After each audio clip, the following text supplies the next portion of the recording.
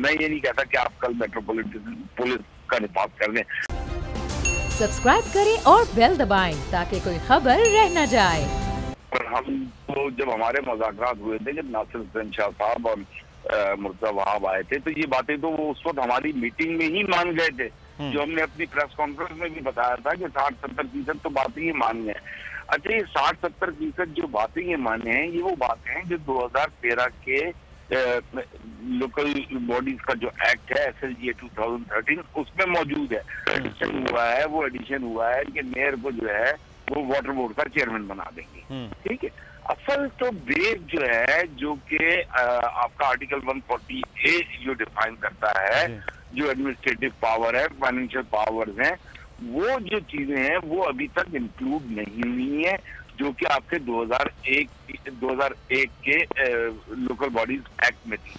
अच्छा, हमारा इशू ये नहीं है कि कराची को दिया जाए, तो जो बात कर रहे हैं वो इन जनरल, ताकि जो है 18वीं तरमीम के बाद आर्टिकल 140 जो है वो उसके ट्रू सेंस में इसका यूनियन काउंसिल के चेयरमैन तक आए।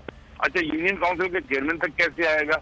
वो ऐसे आएगा कि प्रोविंशियल फाइनेंस कमीशन है वो सिर्फ किताब में एग्जिस्ट करता है, ना उसकी इम्प्लीमेंटेशन हुई है, ना उसका कोई तरीक़ाकार वज़ा है।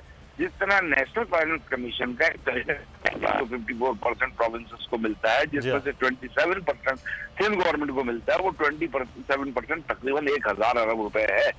उसके अलावा इनकी अपनी 200-250 अरब की कमाई है। तो ये 1250 अरब जब आपका नेशनल फाइनेंस कमीशन वफाक जो सब्सक्राइब करें और बेल दबाएं ताकि कोई खबर रह न जाए।